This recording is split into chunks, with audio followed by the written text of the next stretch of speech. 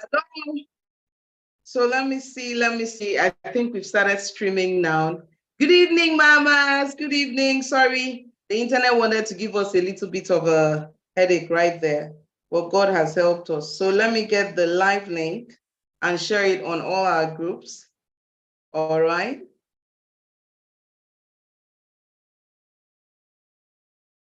So let me see how many people have joined us. All right. So I'm going to share this on our Easter Bootcamp group. Hellos. If you're just coming in, please let me know where you're joining in from. Tell me your name. All right, let me know, please, where you're joining in from. Gracias. Thank you for coming in tonight. It's a big deal to us to have you. All right, we have started. A mom just asked, when are we starting? We've started. All right. All right. Good evening. Let me go back to the link now and see how many people are joining and, asking drop if there are any comments just yet. So 17 mamas are live already. Fantastic. So leave me a comment. Let me know where you're joining in from so that I can, mention your name, talk about welcome Grace, welcome Kemi. Auntie Esther is joining in from Lagos, Kemi is joining in from Abuja, Ibiwari is joining in from Port Harcourt, Kenny is joining in from Lagos. So we're live. So just give me a minute to share this live link across all our parents groups. I'll do that in a bit, all right? So I'm forwarding it right away. So please give us a sec. It's going to be worth the time. So we had a bit of a drag with the network when we're trying to log in, but God is faithful. We are here.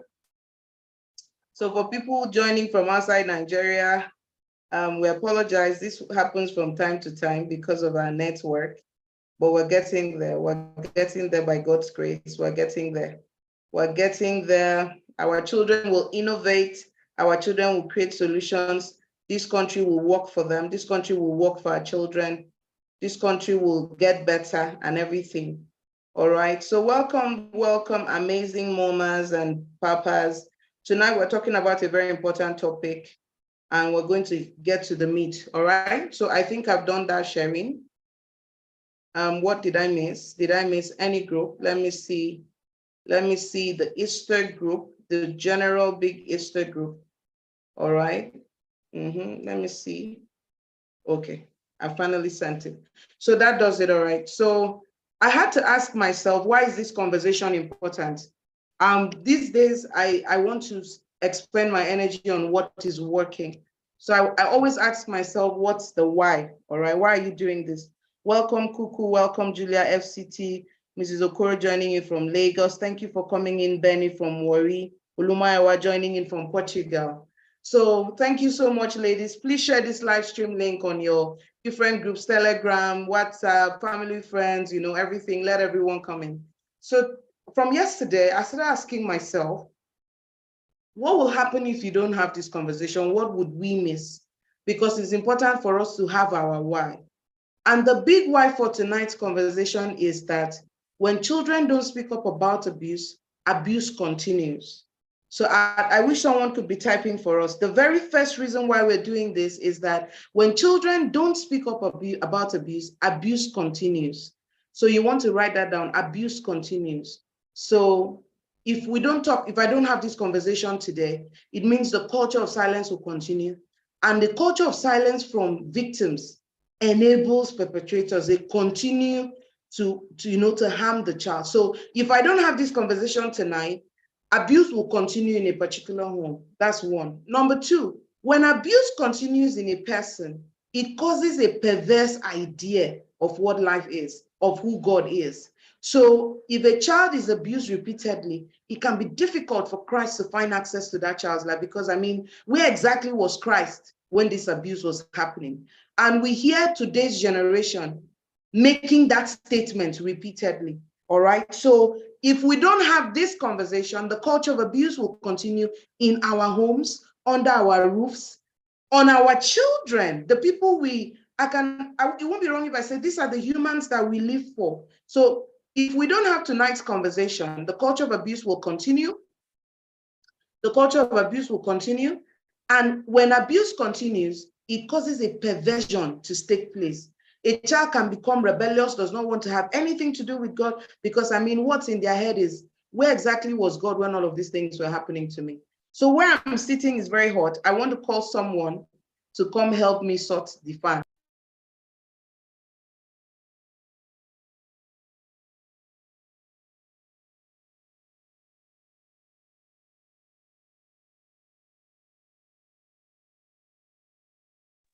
So yeah, I'm back. So if we don't deal with this, it will cost us a lot more. So having said that, everybody please pull up your glasses of water. Pull up your glasses of water, your notepad. Yes, thank you so much.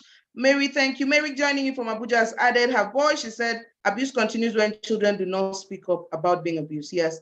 I see Queen Esther, darling. Good to see you, sis. Welcome, welcome. I see Isi Angel joining in from Benin City. Matilda and Emanuela joining in from Abuja. Thank you, everyone, for joining in.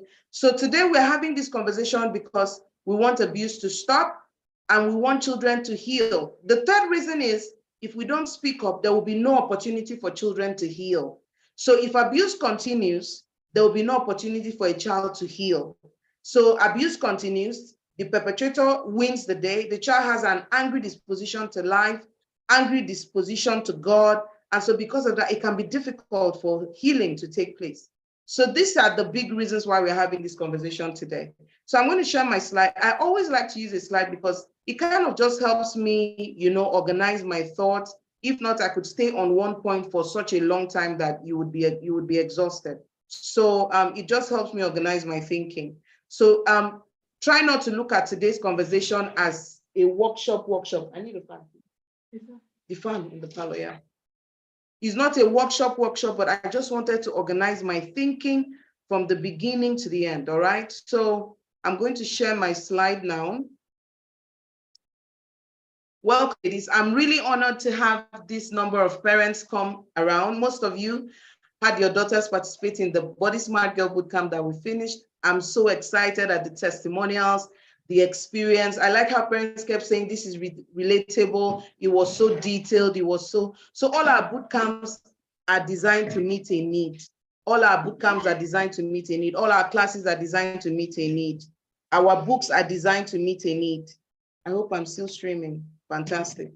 All our resources, all our books, and then we don't just do things for only girls. We have books and resources for girls. We have books and resources for parents of girls. So bottom line for us is we're equipping the whole family to make sure that more girls are growing up wholesome, all right? So let me go to, my name is Irene Bangwell. If you're meeting me for the first time, maybe a friend, a colleague, spoke to you about the bootcamp experience and you came out here, I'm looking forward to having a wonderful conversation with you. I hope you get something out of this.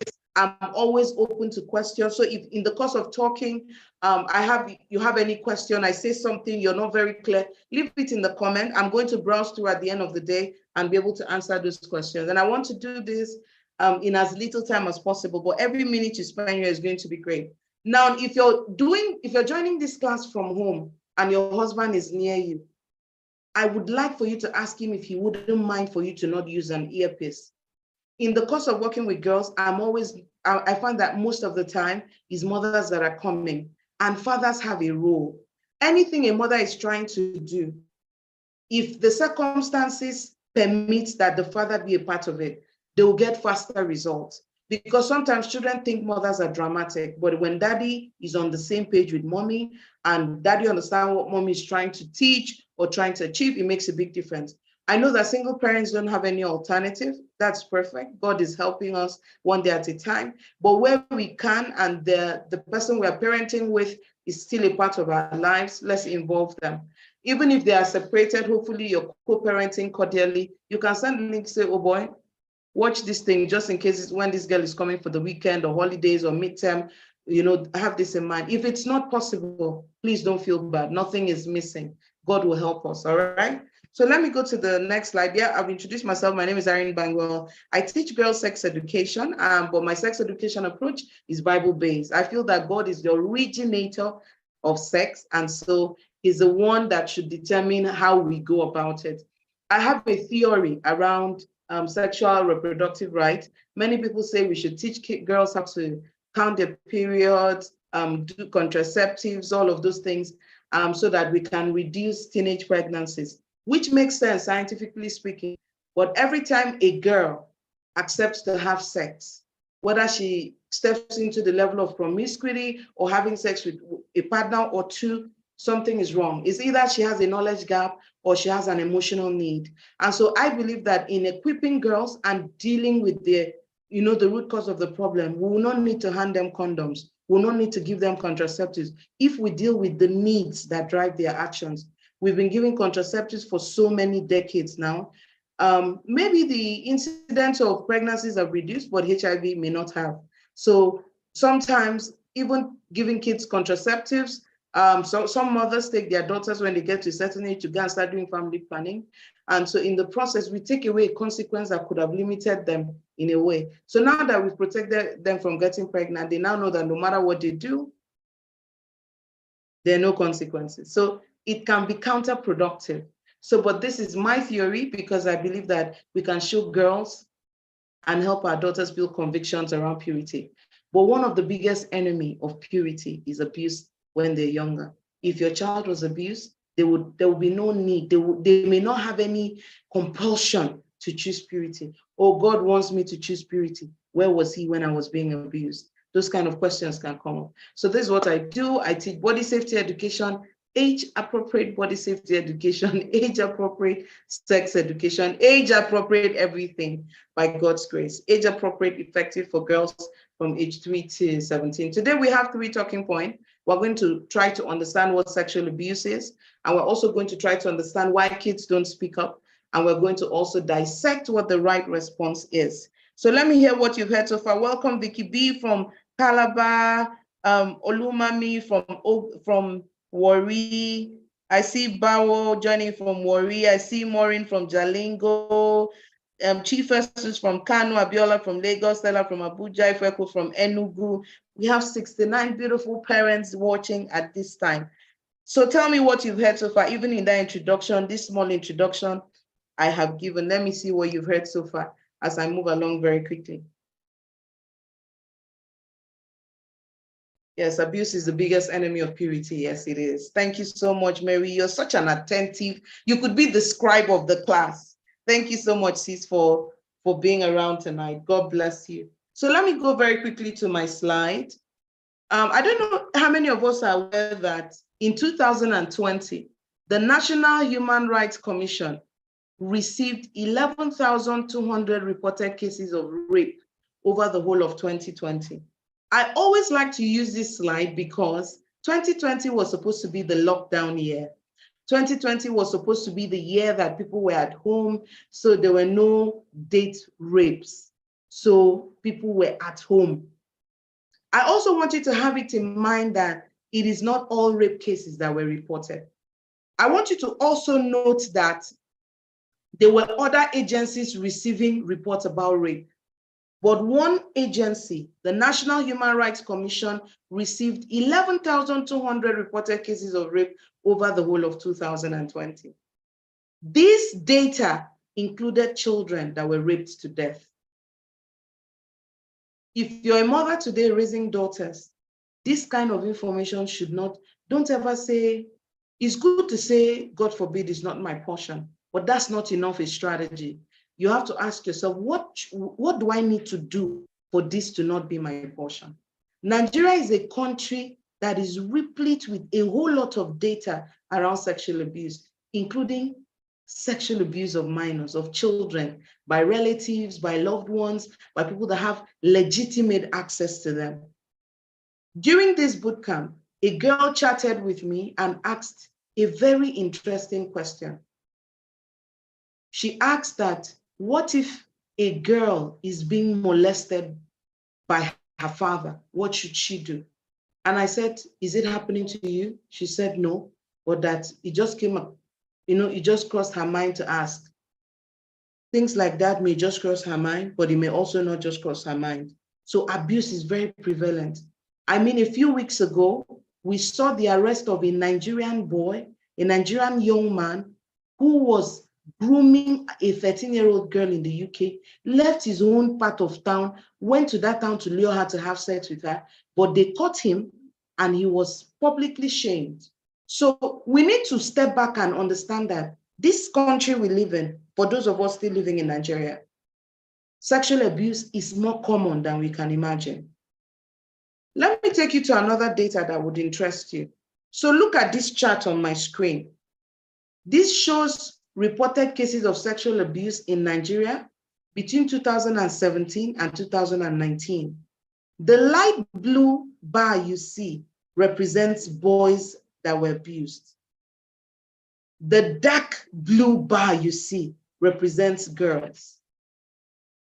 So look at the difference between the number of boys and the number of girls that are being abused. No child should be abused regardless of their gender, but I want you to see how prevalent the sexual abuse of girls is. Last week, a comedian did a skit saying his landlord wanted to rape the child they used in the skit is about 2 or 3 years old, and they thought that was a joke. And the guy came out and apologized and all. The guy did it because of how prevalent the culture is. In the male community, they know how prevalent it is. In our villages, they know how prevalent it is.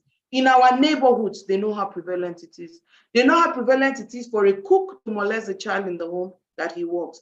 The security, the driver, it is very prevalent. And so when I asked parents to poll what we should talk about tonight, and parents started saying, let's talk about bonding and giving education, because in fact, a few parents said, oh, it's already happened, so let's talk about how we can prevent it. And the first thing I wanted to say is, it is not every child that has been abused that the parent is aware as of this night we're talking. Some parents, if they don't do it right, they will hear that their child was molested this year. They will hear it 20 years to come, and it will be a source of pain because they did not get the avenue to deal with the matter in order for the abuse to stop, in order for perversion to not kick in order for healing to come. So it would mean that your child went through their healing process alone, exclusive of you. And so there is something that will do to your relationship, whether you like it or not. I wanted to narrow it down because when we say Nigeria is very big, I always like to also throw this one. In 2012, in Rivers State alone, 1,200 girls were allegedly raped. In Rivers State alone, 1,200 girls were raped in 2012. So you see what I'm saying? The Nigerian environment requires that all of us need to be aggressive, observant, alert, because it can be happening. So the goal of this conversation tonight is, I want to awaken your awareness of how it can happen. I want you to prepare for, in the event that somebody, I'm going to share, if I forget, please somebody should remind me. I'm going to share the first hint that somebody is about to abuse your child, that you need to teach your child. And when you teach your child, when they come back to you to report that that hint has happened, the session tonight will show you how to respond. And in the event that after this call, in a week to come, you have a child walk up to you and say, this has happened to me. This class is to show you how to, number one, respond to your child, get justice for your child, and make sure that healing happens for your child. So let's begin. So let me start by explaining what sexual abuse is. Sexual abuse is also called molestation. It is abusive sexual behavior by one person upon another. It is often perpetrated using force or by taking advantage of another. Anything that has, sexual connotation, where someone forcefully kissing someone, because kissing is a sexual gesture. Somebody does it forcefully, is sexual abuse. Anything that someone does using force and taking advantage of another is sexual abuse. Now, as long as a child is less than 18, anything sexual with them is force. As long as a child is less than 18, involving another adult, anything sexual with them is force. Anything sexual with them is abuse. So if you have a 16-year-old teenager that you feel that her eye is open, she's making wrong choices. If your next door neighbor who is 19 sleeps with her, even if he claims that she's his girlfriend, it is sexual abuse. Because until she's 18, according to the Nigerian law, she cannot consent to sex. That means she doesn't have all the sensibility to agree to have sex. She doesn't have all the knowledge of the consequence. Adulthood is measured by the ability to think through your choice and consequence, then to make a judgment call and say, I can do this. I've thought about what it would take for me to do this. I've thought about what the consequences would be, so let's go. That means that the 16-year-old in your neighborhood, that man is always calling into the house, that all the women in the neighborhood is saying is fault, that man is abusing her under all of our noses. And so that was it was on the side. We all need to be alert like that. She's not capable of giving consent. And we need to start growing wild like that in our communities to say, look, this can't happen under my roof. You can't do that to that girl. She cannot consent. She's a minor. She can't consent. So sexual abuse requires force and taking advantage of another. And anything that somebody does with a child, a minor, is force or it is taking advantage of another. So I want to tell you typical actions that imply sexual abuse. Number one, if an adult touches the private body area of your child, that's sexual abuse. The nanny was bathing a son. Let me digress. The nanny was bathing his son. And there was no need for her to go and touch his penis. But she did. And every time she's bathing him and dressing him, she'll be playing with it. It's sexual abuse. Somebody's cleaning up your daughter and they wipe her more than 3 times. Keep wiping. Kilode, how dirty can the vulva be? But the person keeps wiping. That's sexual abuse. Asking a child to touch the private body of an adult is sexual abuse. I know we're used to telling children, don't let somebody touch you. But do you know that some adults ask children to touch them? I met someone who once said that her auntie used to ask them to touch her nipple until she'll reach orgasm, and they didn't know what was going on. So they would just stand there and be turning her nipple. And someone would say, "Alu," don't say "alu" yet. The world is creepy, the world is crazy, and anybody can do this thing I just said. Number 3, asking a child to touch his or her own private body area. Should be you're teaching the children, don't let anybody touch your private part. Agreed. Sometimes pedophiles ask the children to touch either their own body, that's the pedophile who asks the child to touch his or her own body. Asking, so let's say the pedophile's name is Ele. Tell the girl, touch Ele's penis. Tell the girl, touch Ele's breast. Or tell the child to touch the child's own breast. Tell the child, touch your breast, touch your vulva. Because some people get arousal by watching other people touch themselves. So they ask a child to do that. That's sexual. That's false. That's taking advantage of the child.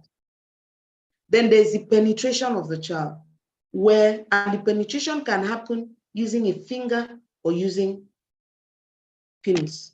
Sadly, we need to teach our children both because they're female pedophiles. And they're female pedophiles who abuse girls. So they need to know. I mean, I just read a story last week now about a girl whose mother always leaves her with her friend. But that friend is always giving her a lot of treats, and in the night, come and sleep with me. You know, that's where the mother sends her for sleepover. And the mother's thinking is that that's another female. But many things are already happening. So asking a child to touch, let me see. I hope my slide is not here. Asking a child to touch another person's private body area. Let's say 2 children. Asking a child to watch adults having intercourse. That happens. That happens. The madness. So let me give you a picture. So let's say an uncle, you had a relative come live in your house. And when you're not around, he brings his girlfriend in. If that relative is sick in the head and wants to touch your daughter, you can ask your daughter to watch him have sex with his girlfriend. Watch the pleasure they experience, and then tell your daughter, I can make you feel that way too. The world is a crazy place. My ears have heard things in this life. Taking pictures when they are naked or videos. Now, this could be innocent, but you need your children to become conscious of it. One time I was on Channels TV and Mark was telling me, well, Irene, if some of your kids start becoming conscious like this, I mean, when they become paranoid, someone can just do this innocently. Your child can come back from a salon, and while she's about to bathe, you're looking at it, say, let me snap it, but she has no clothes on. Let me snap your hair, let me snap your hair, but she's naked. You want to build the consciousness that I must never be naked when pictures are being taken. The reason is this: even though you're not an abuser, pedophiles need naked pictures of children. They do a lot with them. They can falsify a video. They can make a fake video with it of a child doing something crazy with your child's imagery on it. They can share it somewhere. It can be used for, I mean, I've heard a lot about the dark web, but I never want to explore it. So you want your child conscious of the fact that my clothes will always be on. But it's also a foundational knowledge against pornography. Because if you teach your child that nobody should take pictures when they're naked, even if somebody brings a picture and says, oh, look at these naked people. If there's been information saying it is wrong to see people naked, like when I teach toddlers, I tell them it's disrespectful to see someone when they're naked because their body is their private body part. It's supposed to be covered. How could anybody video them naked, you know? So we should not disrespect people by watching their naked videos. At the foundation stage, 3 to 5, that makes sense, especially 3 and 4. That makes sense because they are conscious of, I too should cover my body, so I shouldn't see other people's bodies. So even you as a parent can start to instead of say, everybody wear clothes. If you want to take a picture, wear your clothes, button properly, because you're trying to build that consciousness. And always remember, when we call child, we mean anyone less than 18. So let me hear what you've heard so far. Let me hear what you've heard so far. Let me hear what you've heard so far. That's how I know, you know, because you guys are not on Zoom with me. How will I know that people are not just watching TV, they just tune in and they're just there.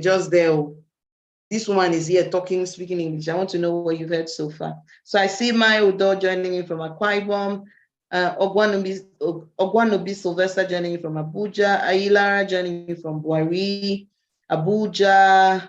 Oh, thank you so much, Auntie Abosede, my darling. She said, thank you, Miss Irene, thank you. So I want to hear what you've heard so far. Mamas, I want to hear what you've heard so far. We've already said a lot. Every slide is loaded. So I've said a lot already. So I want to see what you've heard so far. Welcome, Ethel. Thank you so much for joining. Let me hear what you've heard so far. All right, let me hear what you've heard so far. That's how I know that we're on the same page. Oh. Thank you. Hey, Auntie Ibingo Shwaibu, how is my baby Brivey? Teach your child they must always be properly covered. Yes. Well done. Thank you. Oh, thank you, Jane Francis, joining in from Ontario. Adefunke joining in from the UK. Fantastic. Thank you so much. I want to hear everybody. Tell me what you've heard so far. Akin is joining in from Boni. Oye is joining in from Enugu. Esther is joining from Lagos. Fantastic. Please let me hear what you've heard so far. Any child less than 18 cannot give consent to sex. Yes. No child less than 18 can consent to sex. All right. No child less than 18 can consent to sex. A few years ago, we heard about this viral video of a child in a particular school in Lagos who went to Dubai and they had intercourse. That video was a very incriminating video, not about the children in the video, but because there were initial incidents. The kids had experiences that they were not supposed to have. So in a real case, I don't know what really happened. We should have been picking the adults in their lives, arresting them left, right, and center because something was already awfully wrong with them. Don't take pictures of your child naked. Fantastic. Let me see. Brevy says people shouldn't make them touch their own private parts and they shouldn't touch other people's private part. Fantastic. Teach your child to always have their bodies covered while pictures or videos are being made. Yes. Make your girls conscious of the fact that they shouldn't take pictures without their clothes. Don't take pictures of a child naked. Sexual abuse can be someone asking children to touch themselves. Yes. Don't snap your kids naked. It is respectful to see someone naked. Yes. When an abuser can tell a child to touch herself, That's abuse, yeah. Abuse does not only from the opposite sex, yeah. It is disrespectful to see someone else's nakedness. Fantastic. I have good students here. Cynthia says teaching a child about not seeing someone's private body helps them stay away from porn in the future, yes. Anything done with force to a child sexually is abuse and being taken advantage of. Children less than 18 cannot give consent. Let's all stand up and fight older men who are abusing younger girls. Teaching our girls to always cover their nakedness, teaching them to say no to porn. Our children must not allow anyone snap them naked. Fantastic. Oh, I have a fantastic audience. So let me move this very quickly. All right, so that you can sleep and rest against the Salah prep tomorrow. So let's go. Where are all the opportunities of abuse? Now, if you're a parent listening to me at this point in time, I want you to think about where your child could be in this. It is our prayer that God helps us to ensure that no sexual abuse happens in our home. No sexual vice thrives in our home. I remember this time, 4 or 5 months ago, my husband said this prayer. One of those days we were praying, he asked us in the family prayer time and said we should pray that no, how did he put it? No immorality, no sexual vice thrives in our home, and it will never take root. And the moment it begins, there should be exposure. I mean, it didn't take 2 weeks. Things started flying around. So you can take that as an aside and say, God, I want to have a home that it is impossible, for a sexual vice to thrive. Impossible. This is not by my making. I'm going to put all the security on the devices, on everything. But sexual abuse don't come by porn alone. You can have a relative touching a child. The child doesn't need to watch porn because, I mean, it's happening live in the house. So we're saying no sexual vice will thrive. And the moment it begins, God will throw it up in the open. And when God throws it up, there's always a way he wants us to help that child to heal. So whether the child is a biological child or another child living in a home, God wants, when I expose, help the child to heal. When I expose, equip the child. So the reason I have this slide is to show you that any one of us could be in this tandem. Any of us could be in this triangle. So where are the opportunities of abuse? Now, the first one is home. I want to repeat it again. The first place that abuse can happen is at home. It's not in school. Abuse first starts, home is the first place. So number one, it can happen with relatives. When I say relatives, I mean uncles, cousins, aunties, unfortunately, grandparents. It can happen with anything and anyone. So if you have a home that relatives access, that people come and stay, you may feel that, well, I'm in touch with everything. There's a way they are. I know this, I know. I promise you, you don't know people. In the course of my work, the kids I have helped with the most disturbing addictions don't look it. In fact, they're the children that you will look away. If you're thinking about kids that have sexual issues, they won't cross your mind. You won't even think that they can have a problem. So what does that tell me? Not in the face. So what I'm trying to explain to you is that somebody that could abuse your children can be your niece, can be your nephew, that you trust, that you have remarkable conversations with, that seem articulate, that seem visionary, that seem like they want to go somewhere. In the boot camp this last week, a girl talked about how her friend said her cousins that move in with them, one of them has been abusing her, having sexual intercourse with her at night. And this is the sad part. Because she did not speak up, the abuse has continued, and there's something called Stockholm syndrome. They start to feel for the person. They start to feel like, oh, maybe this person couldn't help himself. And so she went to have a conversation with him, and he says because he's dealing with a depression, he's depressed. So because of that, she's not reporting because she's trying to feel his pain. Like, what will make someone do this now? Maybe he's really feeling so bad. Some of them say they like her so much, they can't help it. And she likes the idea that they like her like that. I'm talking about it at the realm of teenagers now. Even a 10-year-old, even an 11-year-old, oh, that he desires her like that. So he couldn't control himself. So he raped her.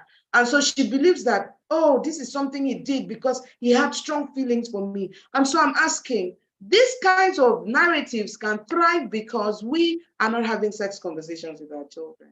Because if you were, they would know it's abuse. It doesn't matter what the frigging problem he has is. There are other ways to solve that problem that is not on your body.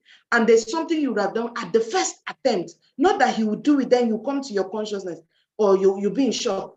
You won't be able to do it. For example, she said he likes to come and sleep in our own room. I'm asking, is there no mother in the house?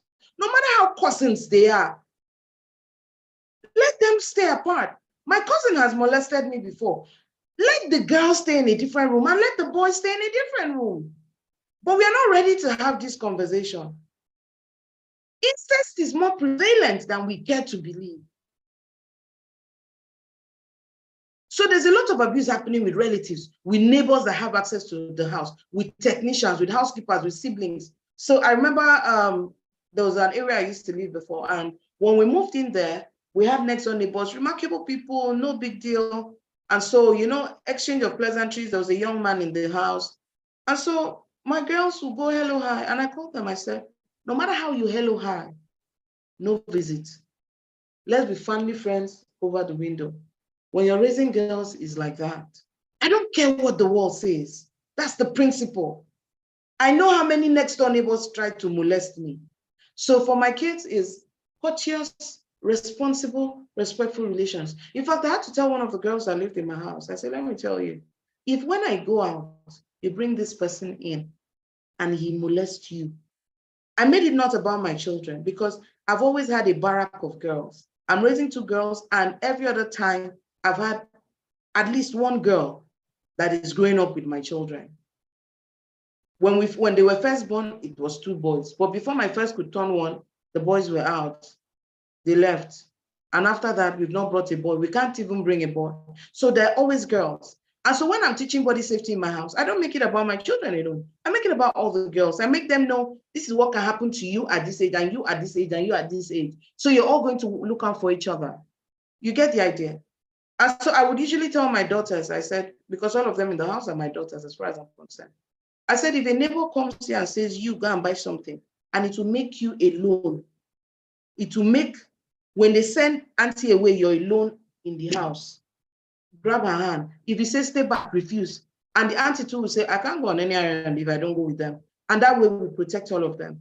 So really, relatives, neighbors, technicians, those technicians that have access, like, now, Ekene is a family friend now. He knows where the key is. He knows where the this is. He knows where the this is.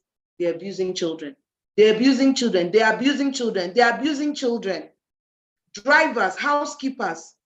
And I hate to say the siblings, children and children. That means your 2 biological children can harm themselves sexually, can abuse themselves. This thing I'm telling you is not gist, it's real. That's why there has to be sex education at home both ways. And there can be sexual abuse of girl on girl, 2 daughters stumbled on something on the internet and decide to experiment it with each other. And that's the beginning of something crazy. The Bible says we should not be ignorant of the devices of the enemy. We must not be ignorant of the devices of the enemy. I often put it this way. Now technology has come, but we thought that technology will make work lighter, but we are seeing that technology is even extending work hours. Technology is enabling longer work. We are so engrossed with work, and that technology that we think is aiding our productivity is opening up our children to triggers. They're taking those triggers, they're taking action, is leading to addictions. Children are getting triggered, touching each other, doing stuff. And because the human being is a sexual being, if they touch a child in their vulva, they can derive pleasure from it. They can look forward to it. So even when I teach about sexual abuse, I tell them it doesn't have to be, I don't say it outrightly, but I never say, if somebody touches you in a way that it pains you, I never use that word because sexual abuse is not always painful. So, and then sexual abuse also can be pleasurable. The child can look forward to it because it has happened so many times. And then before you know it, it's something they desire. So rather, I teach it to them as violation. The person is harming you. He's harming you long term. In fact, in my first boot camp, I didn't realize when I cried for one of the age groups. I told them, look, it's causing you injuries inside. I said, for instance, if you have an injury on your skin, we can put a Band-Aid. We can do first aid and put a Band-Aid. But if they touch you in your private body area, for instance, there may be no physical wounds, but those kind of wounds are inside your brain, they're inside your mind. We don't know where to plaster them. So somehow they will be there for a long time. They'll change the way you experience life. So this abuse of a matter is, we must prioritize educating our children and being proactive. So abuse is also happening in school, by peers, by teachers, by cleaners, by drivers. And this abuse I'm talking about is all through, is happening for babies, toddlers, preteens, all through the age groups. So when we're talking about abuse, we're not just talking about minors alone. A driver claiming to fall in love with your daughter, touching her, doing stuff with her, then motivating her to work hard in school that he believes in her. Conflicting messages. You need to be able to say, if something off happens, my daughter will be able to talk to me. When girls visit grannies, when girls visit uncles, and so much.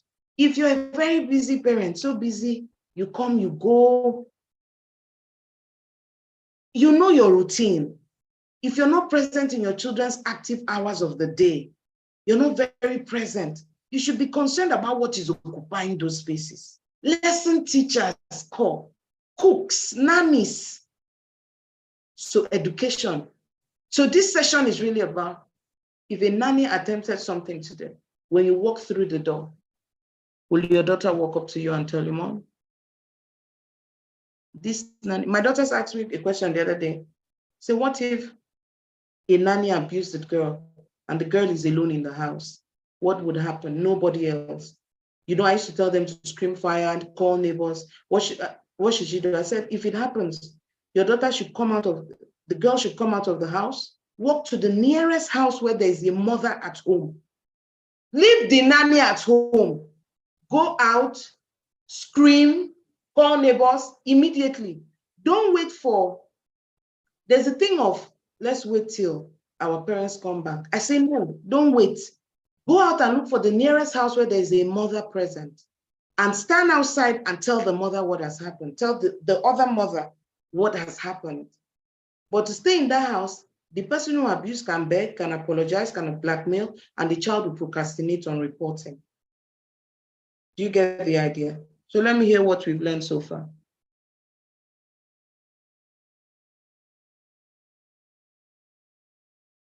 Let's teach our girls that anyone can be an abuser, no exceptions. I wrote churches and places of worship. People will be looking at me. Do you get? Please let me see, let me see, let me see. If you know what is going on in places of worship or relationships derived from places of worship, only God knows. And then somebody will be like, so that's why I had to ask myself, why are you doing this? Why are you coming online? What is the value of this session? What will thrive if you don't have this session?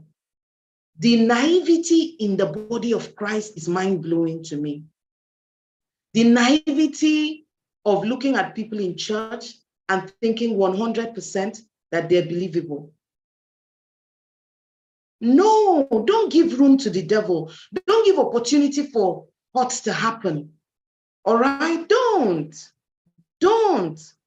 And you won't put CCTV on your child's body. So the only thing you can use, the camera you can use, is relationship. The relationship that on the first instance, at the first attempt, at the first gesture, your daughter can recognize it and she will speak up, not hoping she has it under control. So let me go to the next slide. What does abuse look like? When a child has been abused, what are the signs that they show? The number one risk of not offering sex education is that the child could be sexually abused.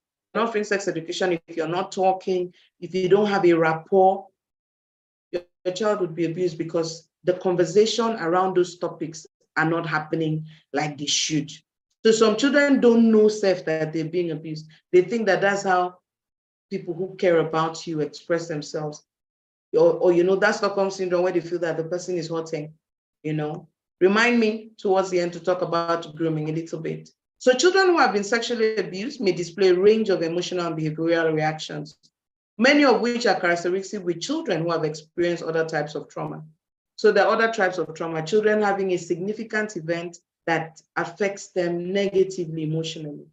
A situation where they feel neglected, they feel, not adequately catered for, where some form of harm came to them, can leave traumas. But now the symptoms of those traumas are similar to sexual abuse. So that's why it can be confusing.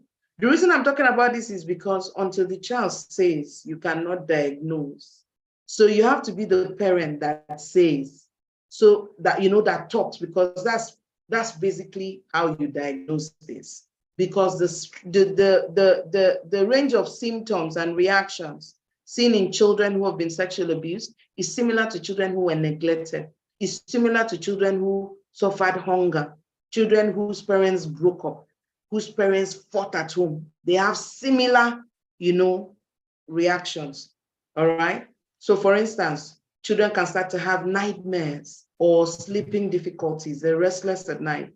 It can be the sign of a trauma for something else, but it can also be a trauma for sexual abuse. Withdrawn behavior. So the child used to be out and about. I know a child that used to be out and about and has been withdrawn. I've taken her to a therapist. I took her to a therapist friend because I couldn't cater for her because she's one of my students. But every time you talk to her, she downplays the abuse. And her dad also minimizes it. And when that happens, I see that her father is mirroring her, because she says, oh, it's something that happened. And I know firsthand that that's a trauma response.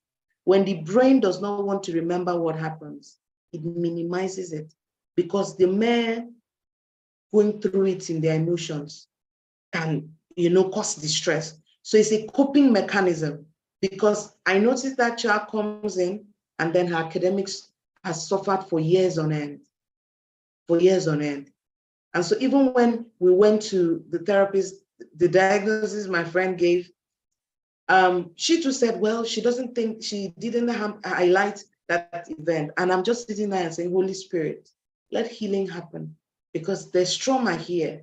And this person, this child is masking this trauma. All right? So you have withdrawn behavior, you have angry outbursts, you have anxiety, constant fear, you have depression, where a child feels, like meaningless, like life doesn't have any meaning, like things are pointless to them, not wanting to be left alone with a particular individual. That one, I don't know what you want, because that's a signboard that something is wrong. The moment you have a child not being comfortable with someone, it's time to take action. So when I was getting married, one of our family values was that our kids should respect people and treat them with honor. My husband used to say that the minimum our daughters should do when a visitor visits the house is to serve them water. We didn't want hi and going away. We wanted, uncle, auntie, would you like to take something? We wanted hospitality.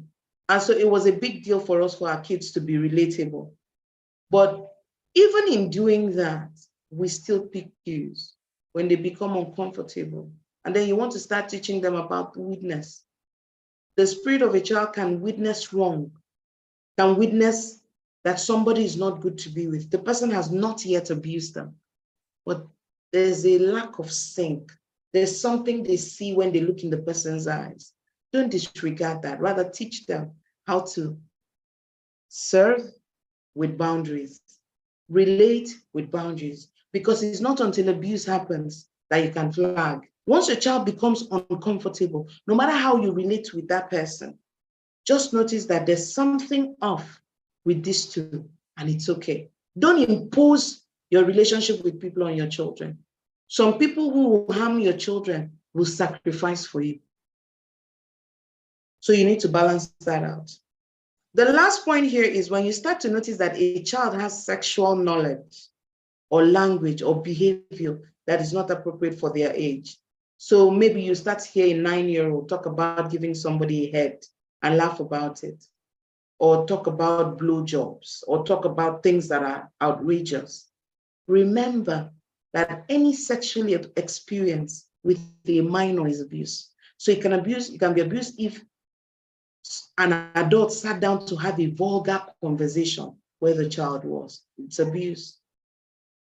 There can be, I know that our laws essentially punish direct contact, but they are suggestive when somebody is priming a child for something, or somebody is being irresponsible, and what they're saying can lead the child to their own, poor choices and bad choices. You need to note. Once you notice that a child is vulgar, it's a sign that something is wrong. So here's the thing. Although many children who have experienced sexual abuse show behavioral and emotional change, many others do not. It is therefore critical to focus not on detection, but on prevention and communication by teaching children about body safety and healthy body boundaries, and by encouraging open communication about sexual matters. I don't want to talk about long-term consequences of abuse, but it can have a problem. There can be a problem with sexual adjustment in the future, depending on the severity of and the number of traumas a child has experienced. Child sexual abuse can have wide-reaching and long-lasting effects. I remember watching, let me move quickly. I remember watching a particular reality show by a lady called Trisha. And in that video, she was talking about these two kids. She was talking about these two kids, twins, where one of them was promiscuous, while the other was a lesbian. And so I remember her looking at the girls and saying, what is going on? And she said to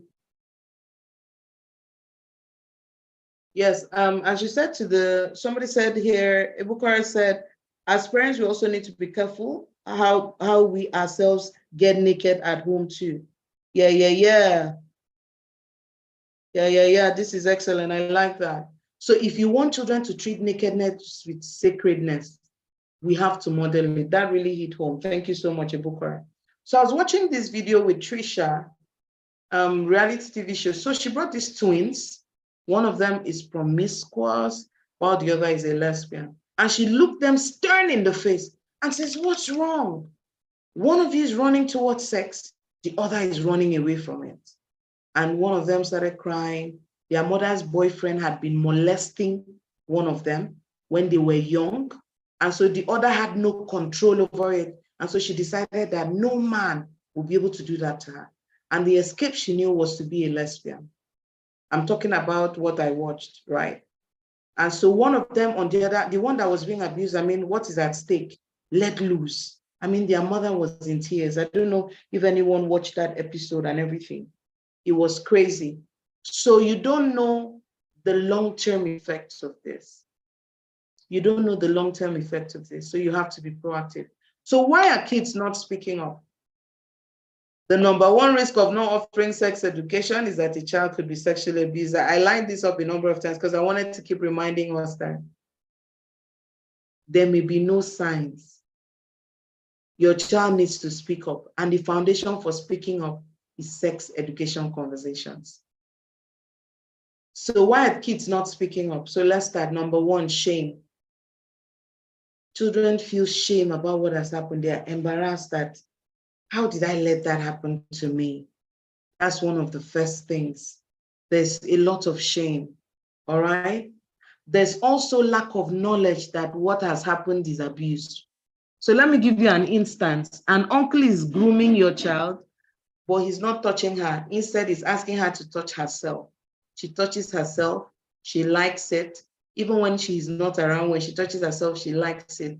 She's not aware that it's abuse. That's why we need to talk about it. And so, Irene, should I go and tell my child, if someone tells you to touch herself, it can be suggestive. But if you teach your child, if someone asks you to touch anybody's private part, anybody, don't say someone asks you to touch your private part before your child goes in front of the mirror and say, let me touch my private part and see how that feels. Already, some of them are already used to putting their hand in their vulvas, and we're trying to deal with bring out your hand and rest, all right? I'm not talking about the other, I'm not going far, but just let there be conversation about how our private body parts are really private. Nobody should touch yours. Nobody should ask you to touch their own, even if they permit you to, you should say no. They want to see your body, say no, but in fact, even you, your hand is not supposed to go to your private body. Like one time, a child I was trying to help work with asked me that, why can't she touch her private part? She was about 4 or 5. I didn't know what to say at first, and by just the help of the Holy Spirit, I called, I said, baby girl, your fingers carries a whole lot of germs, and those parts of your body is delicate. Fortunately for me, they were talking about her vulva. I told her, your vulva is really delicate. You could literally put germs there that could lead to infections. In fact, I thank God that I even had that answer, because you don't always have all the answers. And then I'm asking myself, what if she does? So what's wrong with me touching my breast? Right now, if she asks me that, I'll say, your body is a temple. There's a way you shouldn't use your body. Your body is not a toy. If you're in the boot camp, you kept hearing us saying your body is not a toy. Don't play with your body. Don't play with your parts of your body. Don't play with your breast. Don't play with your, but we don't want to say that literally like that, so that the child doesn't go, oh, I didn't know people could play with their breast. I should have been doing that the whole time when I'm bored, The third reason why kids don't speak up is shock. Shock that could happen. And the best way to buffer shock is sex education. If there's sex education, the child will not be shocked, because she's aware that there are possessed people who can literally do this. And I share that from personal experience. I was 9 years old. I grew up in Calabar, and I won't call the name of my school because it's a beautiful school. We just had a terrible teacher at the time. And I think he was locked up at some point, because towards later on, I heard that he had abused another child in another school, and the parents went wild on it. And so we finished writing our common entrance exam. This guy used to do a music production in Calabar then, where he'd bring kids from different schools. So it was a privilege to be selected to be in his thing. So that Saturday, we went for state common entrance in 1993. And I remember what I was even wearing that day. And when I was done with the exam, while we're writing the exam, he came through the hall and said, when I'm done, I should come. So he was our music teacher, and he used to play keyboard. And my grandfather was an organist, and he was the pastor in the Apostolic Church. So he used to play keyboard a lot. So he knew my grandpa, and he used to relate with me as, oh, this great organist granddaughter, you should sing. My grandfather once did a stage event with me where I sang and he played the keyboard. I mean, sometimes I think back and I'm like, this man, you really thought ahead of time, because I can't even sing today to save my life. But as a child, he did do like shows in church where he would play and I would sing. So this man calls me on that. It's on that basis that he's trying to get me to learn to play keyboard, to sing, and then I'm going to be on his show. He walks past the hall and tells me that when I'm done with my exams, I should come. So everybody's going home, but it's not a big deal to me. I mean, this is him, family friend of some sort and everything. Carried my bag, went to his office. And I entered his office and he locked the door and nothing snapped. When I think back, my problem is, why didn't anything snap? Somebody locks the door. She just needs to bang. I just need to start banging the door. See how my brain is saying she just needs to bang the door, and I'm talking about myself. I just need to start banging the door. And once a child shows that they will react, pedophiles don't like attention. But the child doesn't know that. So they can take advantage of her. But she doesn't know that that's the weakness. That if she starts to make noise and bang his door, he's not afraid of attention. But in that moment, I saw God help me. So he locks the door and put his fingers in my vagina. I'm shocked. I froze. Then one man that used to take care of the facility at the time, I will call his own name. His name was, they used to call him Itana. That means in Efik, that's Mr. Anna. Instead of calling him Mr. Anna, they'll say Itana. He came by and called his attention and I called him to come out to talk. So as he went out to talk, is how I sneaked out of his office and went home. I told my mother that story when I was 35. So if a parent looking at me and say, oh, it can never happen in my house, I pray it doesn't, but it may already have. But your baby doesn't even know how to walk up to you and tell you. Many children also don't speak up because they don't believe that you will believe them. So let me give you an instance. A child who has, let me state that again. Children have a fear that they won't believe them. Even in the boot camp, when we said, speak up to your parents, children still put in the thread, the comment, excuse me, they won't believe me. My mom won't believe me. It was sad to see. If the person you're to won't believe you, what's up? They won't believe me. So here's the thing. If you have a child that used to tell lies, it's hard. But sometimes you need to look her in the eye and say, baby girl, if anything makes you uncomfortable, anything hurts you, come to me, talk to me, I'll believe you. I know you lied the other day. I know you lied the other day. I know you lied the other day, but I'll believe you. We are working on this lying thing, right? We're taking responsibility. We're working on it. And so we're telling more truth by the day. So I would believe you. You lay that foundation for eventualities.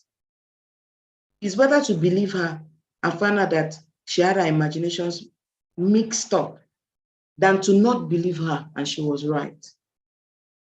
When you don't believe her, you empower the pedophiles. Some children are so young, they don't know how to say it. A 3-year-old, where is the vocabulary? That's why we tell parents call private parts their names because of minors. So they have the words to use to report. Somebody says, I cannot say, let her be calling it wee-wee. Let her be calling it wee-wee. So I read about a story where a particular family used to call the vagina cookies. And this child kept saying, Mommy, my teacher ate my cookies today. My teacher, so the mother will be thinking the teacher took out of her snack. It took them so long to realize that the teacher used to lay her on the table and lick her butt and touch her butt. And she had been reporting, but the vocabulary was not right. Number 6, children don't speak up if the sexual abuse happens in a way where they believe that they are the ones that expose themselves to it, or maybe you had warned them and they didn't hit the warning. Let me give you a scenario. You have a relative that moved into your house and they're in the BQ, and you warned your daughter and said, I don't want to see you in the BQ. When you're serving him, serve him here. You can give him his food, but come back. Don't stay there. Don't go and watch TV. Don't do stuff. And suddenly your daughter says that he has Netflix. She wants to do subscription. And she goes to spend time there and he molests her. She's not going to speak up because you had told her. So me, I've told my children, even when you contribute to it, even when you've done something that I told you not to and it led to it, still speak up. And I told my daughter one day, the reason you speak up is because ideally, going to stay in the same room with your uncle or a relative or a family friend that is in this house, an adult, is not supposed to lead to abuse. So even if you disobeyed me, as long as abuse happened, you're innocent, call me, let me know. Ideally, it shouldn't lead to that. Ideally, I should be wrong. But if it led to that, they're guilty, you are not. You need to assure your children to that extent that this is the rule. If something happens and you did what I told you not to do, and as a result, somebody touched you inappropriately, ideally, it shouldn't lead to that. Ideally, you should prove me wrong. But if it happens, I need to know because you're still innocent. If the abuser appears loving, I don't like favorites around my children. People who are close to me know. You come into my home, you treat one of my children special. You won't come like that again. I know what I'm saying. Many abusers appear loving. They're doting. They don't forget the gift. They call, is the child well? They're sending gifts, cards, chocolate. And if you're fortunate enough to have another child, you will watch that they don't relate in the same way with that child. They may not even see the other child. The other child may be just anything. The question is, why one child? And so even for some of us here, you can say, well, I was there when that one was born, so I'm attached to the person. No, you may have an innocent disposition to liking one person, but that's what pedophiles do. And that is called grooming. They're so loving to the point that the child loosens up to them. And when the child loosens up, they strike. In fact, some of them, before they strike, one day they crack a vulgar joke and see whether the child will laugh. Step one. Step two, they tap her on the butt or tap her on her breast or pinch a private body area. And when she reacts, if she reacts, she's like, no, I was just joking. Oh. Your daughter may not report because the person has said he was just joking. But if you've taught them that that's grooming, they'll just say, Mommy, this person has been grooming me. I didn't know. Tapped me in the butt today. And when I asked him what he did, he said it was a mistake.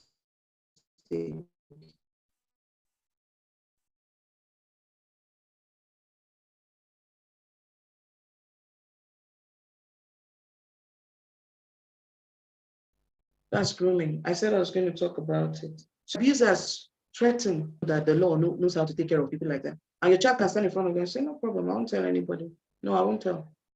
But the moment you get home, you need to tell. And then finally, children usually have the assumption that they are the ones that are in trouble, not the pedophiles. So you can see why children don't react, don't speak up. Some don't have the relationship. All of these things I have listed here from number 1 to 9, an indication that there's not enough relationship with parents. So we need to build on that. But now there's a problem with the way parents react. Some parents explode. Hey, you go hear me, you go hear me. Children are scared of that kind of reaction. And one of the things I've learned is that in that moment, that reaction doesn't change anything. That reaction can make the person run away. You can answer it calmly and follow the process and punish the person without the drama, without removing your guilt, without going ga, ga, ga, ga, ga. Because one child reported abuse and you ga, ga, ga, ga, ga, ga, ga, the other child may avoid reporting another person. But if you sit down and say, okay, this happened, all right, tell me. As that one they talk, another one will talk. So you can even widen your nets to catch more fishes. And so they talk, you listen. Look, you have a right to be exploding inside. But what you're trying to do is to make sure that your children speak up the whole 9 yards. Nothing is hidden because they are afraid of how you would react. Some parents blame and shame the child. So remember what I said? She went to the BQ. Why did you go there? How could you? Disobedient child, good for you. I told you, in the ideal sense, the child should be able to sit with an uncle that knows their child without any risk. So the fact that she disobeyed you is wrong, but it's not a basis for abuse. It's not a consequence of disobedience. If she went in there and spoiled something, if she went in there and something went wrong, normal stuff, you can say, I told you, if you had not gone there, you will not break this thing now. But abuse is not part of the things that she's to be blamed for. Some parents blame the child for not speaking up early. Remember the reasons why she may not have: the shock, the confusion.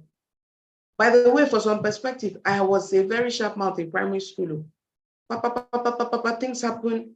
They used to call me Radio Nigeria at that time, but I didn't report on sexual abuse.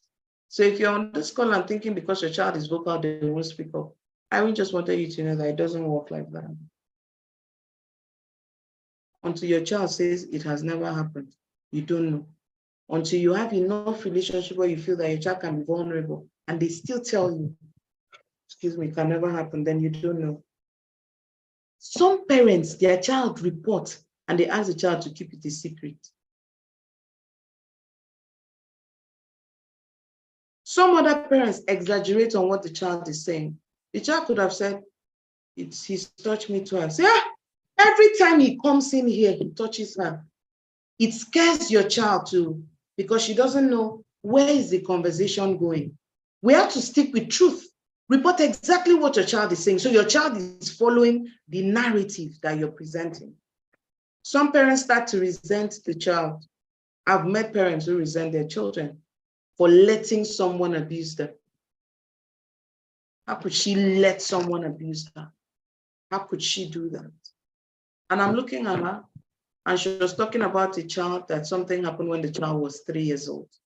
How could she let somebody abuse her? I've also seen parental ego come into place. And parental ego, I can explain it with when sexual abuse happens, some parents feel like failures. I know the feeling that how couldn't I have known this?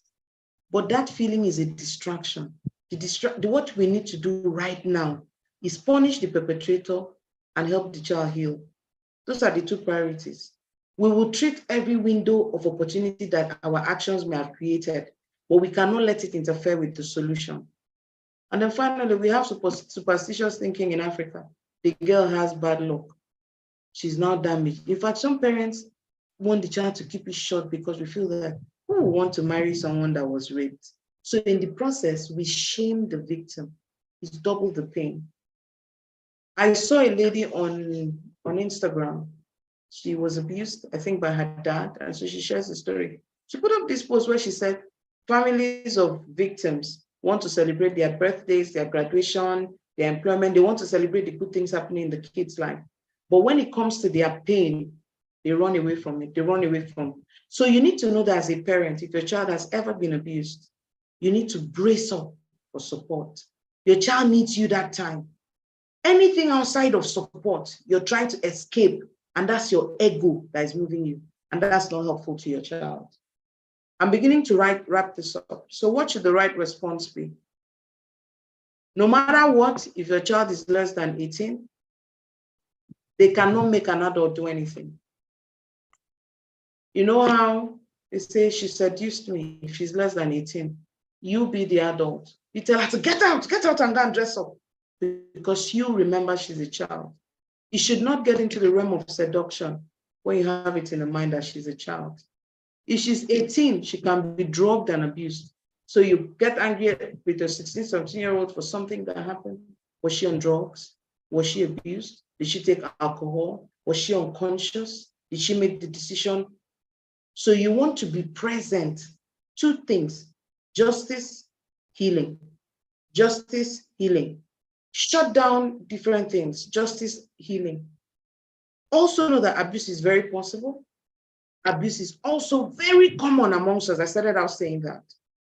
Also know that there's child-on-child abuse. When you're talking to your children about molestation and sexual abuse, never make it about adults alone. Children are abusing children.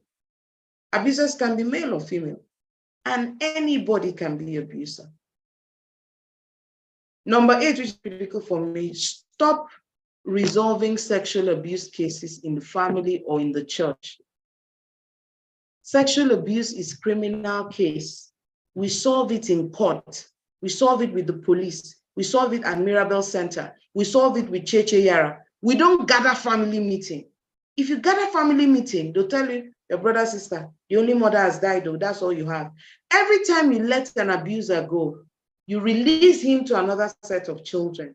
And with every abuse, he becomes more cruel, more defiant, more terrible. So every time you let a pedophile go, you released a virus into the world. Make sure people who abuse your children never have the chance to abuse any other child. I've seen cases where the abuser is the father. And I just want to tell mothers today, heart to heart, the day your partner starts to abuse your child, your marriage is over. You must brace for impact. Your child is a priority in that moment. Your child was entrusted to you by God. In that moment, your child is the priority. I wanted you to see some criminal codes. So, Nigerian Penal Code sentenced people to 7 years imprisonment. In Kaduna, did I put that one? In Kaduna is 14 years imprisonment. There are laws in different states. Find the state you live in. Find what the law is. I brought numbers here. I'm going to leave here for a moment. Everybody can take a screenshot. I picked up national sexual assault helplines. Once your child reports abuse, 2 responses is constant. Justice for my child, healing for my child. And justice here means not just for your child, but justice here means I would never let this person get another opportunity at abusing another child. Then healing for your child. I don't know what cities you live in, but in Lagos, there's Miracle Center. Lagos also has the SVRT hotlines. If you live in Abuja, I forgot to capture that number. There's a number that is in Area 10, National something, Cyprian and Equency Art Center in Area 10. They have a big billboard there with a phone number to call. But the number I wanted to give us tonight, if you're done taking this screenshot tab, let me know you've taken this screenshot. Someone said, is it okay to ask teenagers if they are still virgins? If you've never had sex education conversations with them, it's intrusive. It may be better to ask, what do you think about virginity today? What do your classmates say about virginity? Normally, they will express their beliefs. Is it a big deal? Is it not a big deal? So from there, you can build up and say, what would make you consider losing your virginity today? And what's your reaction? But it can be intrusive to just say, are you still a virgin? If you have enough relationship with your child and you have adequate sex education, I assure you, she'll come up to you one day and say, I made a mistake, I did this. How do I stop? I can't get over it, because teenagers always need support. They're always looking for someone to talk to and answer their questions. So I see Stand to End Rape support. Their helpline is there. WARIF helpline is on the line. Federal Government of Nigeria toll-free number for violation of girls and women is on the line. Tamar SARC hotline is on the line. Sokoto Nana Khadija Center, Mirable Center. There's so many hotlines on the screen. Take a screenshot. Mamas, take a screenshot. I'm going to give you another number. This number is, they always ask kids to call them, or not all the time, but they share with children. Their phone number is very easy. I carry it in my head for emergencies. It's 0800 800 801. That's the phone number of Cheche Yara. I really look forward to doing stuff with them. I really love the brand. I love what they do. They give kids a home. There's therapy, counseling services for free. They also take care of the legal, things. And if children need a shelter, they give the child a shelter. So if there's a child in your neighborhood being sexually abused, they are a maid, there's something, JJR is a number to call. They will give the child, some level of, I haven't worked with the brand a lot, but I see their reports, I see things happening around them, and I look forward to doing a collaboration with them. I'm really thinking about how I can bring them for the summer boot camp, but I haven't opened conversations with them. So in summary, parents, you need to calm down. When there's sexual abuse, calm down. Listen to the child, ask questions, but don't ask leading questions. Ask questions to clarify what your child is saying and what you're hearing. So you have the correct information. Assure your child that you believe the child. Assure your child that you believe the child. Tell her you love her. Tell her she's amazing. Tell her she's great. Keep talking to her to assure her self-worth. Make an official report. You can take a screenshot of this. Make an official report. Don't go to your pastor. Your pastor is not police. Okay? People will say, Kai, the world has really changed. I am a pastor. I'm telling you, don't bring the case to me in church. If you bring the case to me as raising girls, when there's sexual abuse, I will call Cheche Yara. I come in when children are having addictions, where they're struggling. But when there's abuse, if it's in Lagos, I'll tell you, go to Mirable Center. They have the facility. They have counseling support. They have the professionals to handle it. My work is sexual abuse prevention.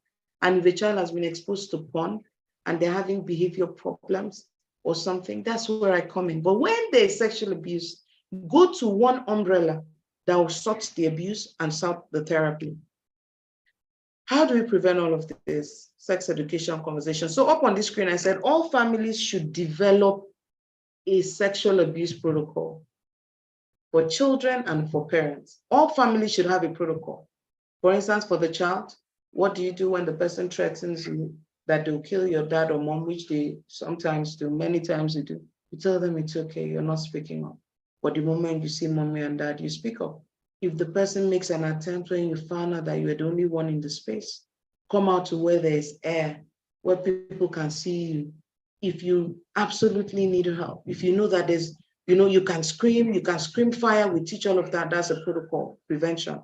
After abuse happens, we speak up. We speak up whether we contributed to it or not. We speak up the first time it happens, the first attempt. we speak up for first attempt, we speak up for the second, and we start to avoid the person. We feel uncomfortable, we speak up. Whether the person has made any moves or not, we speak up. And then as a parent, what's the protocol? The moment my child has a report, I sit down, I ask the child to sit down. I tell them to tell me their story. I want to hear them again. You can ask your child, is it okay if I record you? Because I want to be sure that I don't mix up the story. Record, let me record you. The child goes on. You have questions, ask questions, but you have to be calm. And then you keep telling the baby, Nigeria has a law for this. There's a police office that can help us. If you say, I will deal with the person, the child fears that if you deal with the person may harm you. So you can say, the police can help us. I know some officers that can help us. There are people that can help us. You need to speak positive at that time. The people that are going to help us. And remember what I said, one roof that gives justice and gives counseling service. Don't keep a child that was abused at home and say she's getting better. You don't have the gauge to know what better is. You don't know the dialogues in your child's head. So always make sure that within 24 hours, your child is in the hospital doing tests and sitting in front of counselors and therapists. So for instance, if you're hearing me and it happened before, don't assume that she's gotten over it. It doesn't work like that. The healing comes in bite sizes. There are things that accelerate the healing, that build a buffer for the healing to thrive on. Look for those people. If you notice, I didn't tell you to call me. Call me, I'll be praying with you and holding you accountable to do the right thing. But you must make sure your child is sitting in front of a medical personnel and a therapist within 24 hours. Don't talk to your pastor, or don't go to your pastor to solve the matter. Report to your pastor when the person has been locked up, regardless of who he is. Even if he's a prominent member of your church. Once you have evidence, and sometimes evidence is let's start with your child's story. The person can be in custody while we are investigating. You get the idea. So, but I have other products that I want to talk about. I want to talk about the sex conversation part. You have to learn how to talk to your daughters about sex. Not just sex as intercourse, everything about their gender, the risk that they face, body changes, grooming, people coming at them. And so we've been working with girls for 3 years now, doing books and resources and classes. But even if your daughter came to our boot camp, for the entire 3 camps we hold every year, it will be 9 days.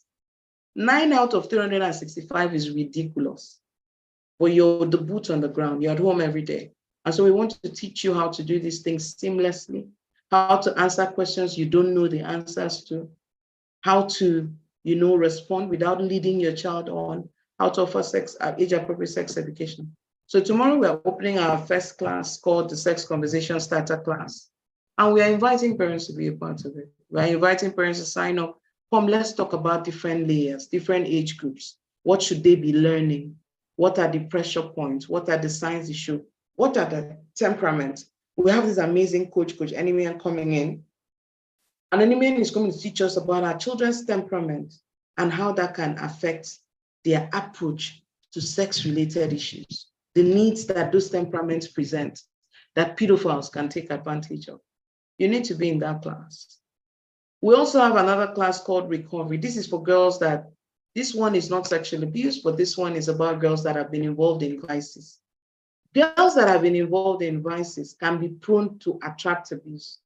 Let me put it right. If somebody abuses them, they may not feel that they have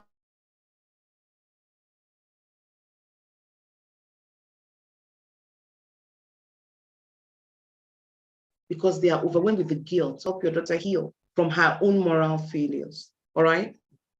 I thought about that. Always speak that over your own learning. And your own learning is important. If you're learning and your daughter is learning, is amazing. We have the Ready to Date class. What should girls know before they start dating? See, I still teach girls that they shouldn't date until they're 21, 22. That's the right thing. That's where it should be. But in the event that a child starts to explore early, there's support that you're supposed to give. There's support you're supposed to give. And that's what we want to talk about in Ready Today. And then course 4 is healing from trauma. Let me tell you about this course. You know, when I talked about parents and resenting the children that have been abused, parents that were abused and did not speak up, they braved it. When their child is broken, they call the child weak. I'm not telling you what someone tells me. I'm telling you from the experience of my work. They feel like, so is that why it affected her schoolwork? Because what they're saying, do you know what I went through? That's your trauma talking. Your trauma is not available to your child.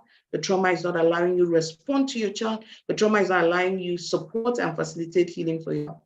Your child is growing up in a different context than you, has a different temperament than you, needs a different kind of support. But many parents who've been abused themselves are not able to offer the right support to their daughters in the event that they're exposed to abuse. So this class is really about healing from your own traumas so that you can be a wholesome parent to your child. All these classes go for 10,000 naira, but we have discounts when you buy two. I think when you're buying two, it's 18,000. When you're paying for three, it's 27,000. It just keeps coming down. And when you're paying for all 4 classes, you end up paying about 8K for each class. Tomorrow is the last day for registering for the first course. The second course holds next weekend. The third, the upper weekend. The fourth, the upper weekend. You can dedicate the next couple of weeks to just soaking up learnings for your daughters. So this is it. If you're interested in this, leave us a comment on YouTube. We're going to come respond to you. But also you can reach our WhatsApp number, 08100 944 320. 08100 944 320. So you can also take a picture of this. We have sex conversation starter class, recovery master class, ready to date. Ready to date is for parents whose daughters are at least 14 years old. All right, it's for everyone. It's for if you have older daughters. For healing from trauma is for all parents. All right. So finally, we have some body safety books that we have carefully written for daughters called the Body Smart Girl Bundle. The Body Smart Girl Bundle contains 11 resources. It has 1 book for parents. It has 1 book for daughters of different ages. Then it has a conversation card. We put that conversation card to help parents break the ice of providing sex education. So your daughter has question cards, while you, the parent, you have answer cards, just to get you people talking about things that are related to their age group. So the full bundle contains books for a parent, a book for a girl 3 to 5, book for a girl 6 to 8, book for a girl 9 to 11, book for a girl 12 to 14, book for a girl 15 to 17, flashcards for 3 to 5, 6 to 8, 9 to 11, 12 to 14, 15 to 17. So if you have a big family of different ages and they're evolving, you can get the full bundle. The Body Smart Girl full bundle is 26,500 and it's 4,000 naira to deliver outside of Abuja. International is a different rate entirely. Our number is still 08100 944 320. Now, you don't need to buy that full bundle. We have age by age bundles. We have 3 to 5 bundle where you have the parents book, the girls book, and the flashcards or conversation cards. We have the bundle for 3 to 5 is 9.5, 6 to 8 is 10.5, 9 to 11 is 11.5, but 12 to 14 and 15, 17, their books and resources is 12,500. I recommend that you get these resources. You know, many of the things we teach in the bootcamp come from the bundle, but no matter how we teach it, we never hit it. We never teach 1/10 of what is in the bundle, never, because 1 chapter of the bundle can make a full bootcamp. All right, can make a full bootcamp. For instance, 9 to 11-year-olds, when the body changes start coming, they can be very anxious. So their book adequately captures how to manage that difference in pace, things they're supposed to be focusing on. Great resources. I'm seeing many parents here who are already using the bundle. I see Abosede, I see Mary Ubenyo. So we have parents using it. So this is what happens. When the girls come to the bootcamp, it's like they now see someone telling the story of some of what they've seen in the book, and it kind of enlightens them. So I'm recommending that you get these books, get these books, get these books. Anything else? So let me flip through now and start answering the questions we have. Let me see. Please start posting your question. Someone asked, is it okay to ask if a teenager is still virgin? So I already answered that. All right, thank you. My daughter loves to greet with a hug. How do I teach her without killing her spirit to keep her hands to herself. So Julia, I started teaching girls about high fives or asking people, is it okay if I give you a hug, compared to just running to hug. Since she's a hugger, you can ask her, is it okay if I give, let her be asking people, is it okay if I give you a hug before she does the hugging? Because that starts to prepare her mind too, that when someone wants to hug her, the person should also.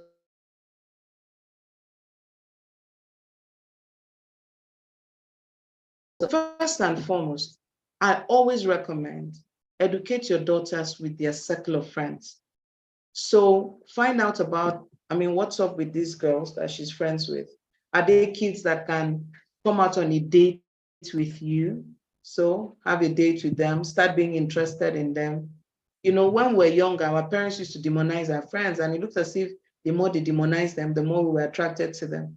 So be a part of their circle, or in some sort of way, or invite them and pick interest in them and start having conversations with them. Normally, when you start finding children trying to do adult stuff, they don't have adult presence in their lives. They've been exposed to stuff, and some of what they've been exposed with, remember, could be sexual abuse. Remember, the sign of sexual abuse is a child is talking about adult stuff.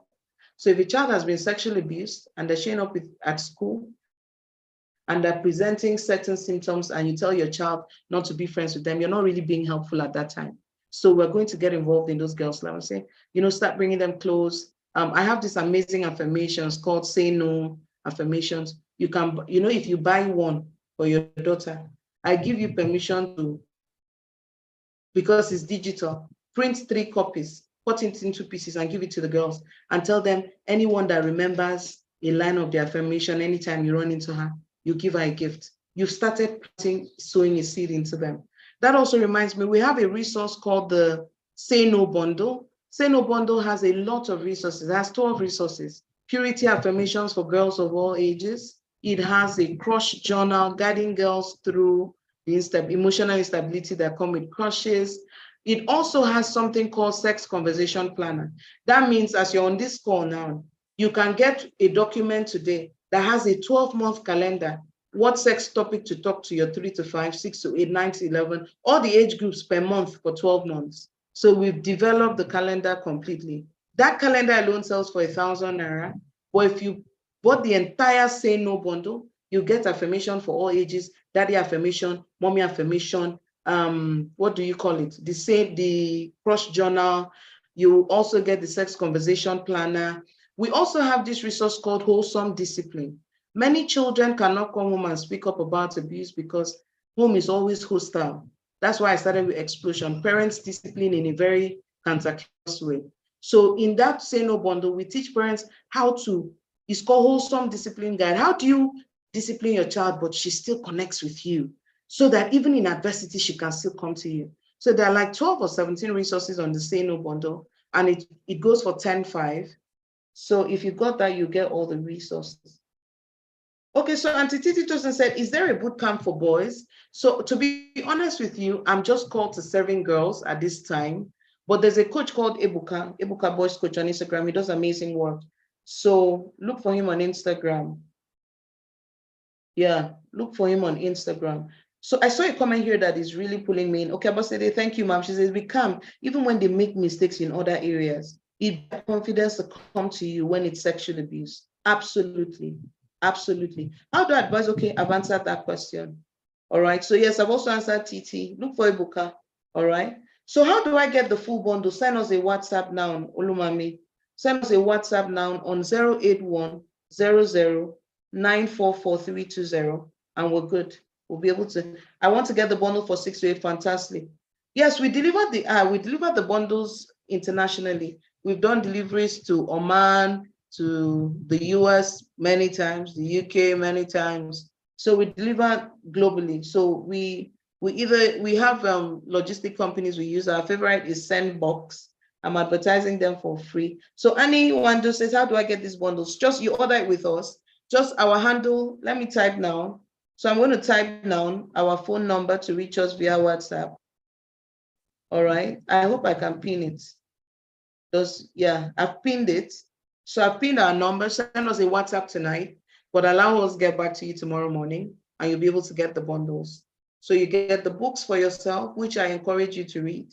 Read the books for yourself. Your daughters read the books, and then the cards. Now, the secret is that whatever age group you buy for your daughter, a part of their lesson is in your book. So it means that if your child comes to you to ask questions, they'll be there. And here's the thing, I'm going to keep doing these videos, coming live like this from time to time to share with us. I know that next week we're talking about how to provide sex education during this holiday. Excuse me. So I recommend that you come again next week, Thursday, this time. We'll have a good time. Yeah. Come next week, Thursday. How do we use the holiday? How do we take advantage of the holiday? Hey, Adejoke said, this is so worth the time. Thank you so much, Mama. I appreciate. Please tell friends about the handle. Share the link again and again so that more parents can watch. All right. So next week, we're going to be talking about how to give education during the holiday. And the upper week, preparing your daughter for the first period. We had a mom call us this week and saying all the signs are in place. I don't know what to say. And so we want to break it down for you. Today's class was complex, so it was a bit long. I assure you next time it will be a bit shorter. I'll try. But I love to teach, so it comes through. Okay, so Afolake, do you want to paste your question again in case I missed it when I scrolled? I'm already scrolling up to look for it, but you can repost, please.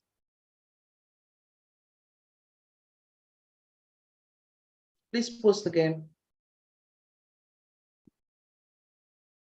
Fantastic.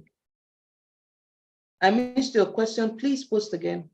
I have 6, 8, 10, and 12-year-olds. Do I need the full bundle? Of course.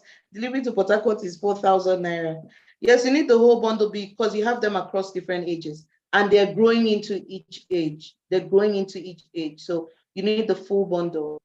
I hope you're talking about, okay, so you say you have 6, 8, 10, and 12-year-old girls. So you have 3 age groups as I'm talking to you. And I always even recommend that each age group should start with the previous age group. So if they read the foundation of the previous age group, you can build on it. This is so valued part. I can't thank you enough. Thank you so very much. Thank you so much, Mom. I really appreciate it. Afolake, please send your question. I don't want you to go home without me answering your question. I want to answer your question. It's important. Thank you so much. Oh, I love what I'm hearing is what the time. Thank you, thank you, thank you. Thank you so much. Thank you. So I'm also going to move. Yes, the number is also on the screen now.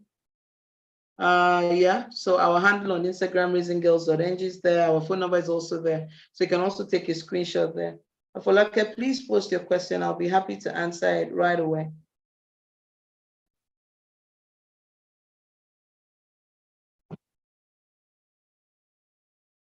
So forgive me, I'm a teacher. I mean, I do this. I do teaching for a living. So it means I would spend more time, but I'm happy it was worth your time. Please share the links. Let more and more people watch the replay, get value from it. It makes a big difference.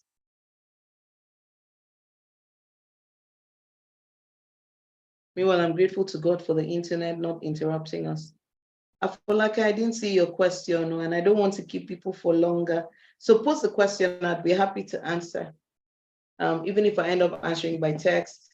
Thank you so very much. Thank you so very much for coming out tonight. I have a child in my church that has viewed porn. How do I counsel her? So let's find out, how did she view porn? Did she stumble on it? Did someone tell her? We want to find out what the curiosity was about. Did she go there because she wanted to learn about sex education? Because if that's the case, then you can position to her as someone she can come to. You can show how detrimental pornography is to the brain development of any human being, especially children. So you can talk to her about the curiosity that led her there. You can find out how often she goes back there. Does she have access to a device? Does the device need to be sanitized, firewalls, or some settings put in place, or some software put in place? Does her parents need to get involved so that they can do the part that is their part? But the most important thing is to find out if she's also having recurring thoughts and imagery. Affirmations can help, but that's actually why I designed the affirmations.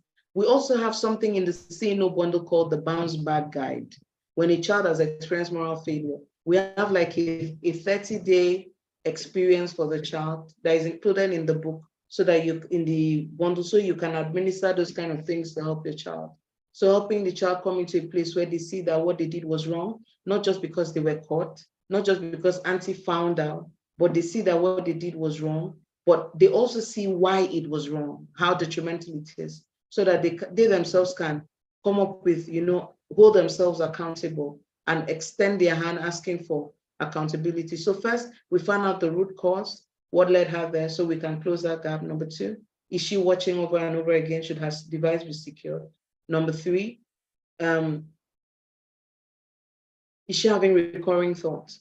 We give her affirmations. And then finally, we help her get to a place where she's accountable to someone and to herself. All right.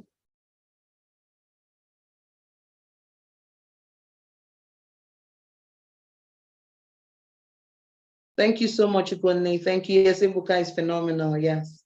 I really do appreciate you, ma'am. Get to learn and understand new things each and every session. Thank you so much, Madam Olasumbo. Thank you so much. All right. Damezo said, thank you so much, ma'am. Michelle says, thank you for the session. I can't thank you enough. Olanike said, thank you so much for this. It's been enlightening. My eyes are open to a lot I didn't think about before. Thank you so much, Ifweko. Thank you. So, Afolabi, I didn't see your question. I wish you could ask again. So family, I'm going to be ending it here. I want to thank you so much for coming out. So see you this time next week when we're talking about how do we offer this sex education during the holiday. What's the best way?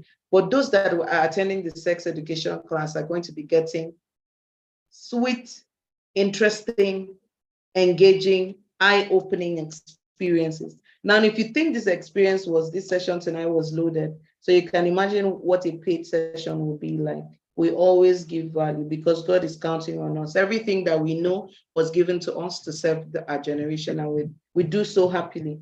All right. Thank you so much, everyone. I see you next week. Thank you, thank you, thank you. Thank you so much, Chiagu. Please reshare this video and get as many people as possible to watch it. That would encourage us. Thank you so much. Do have a beautiful evening. God bless you.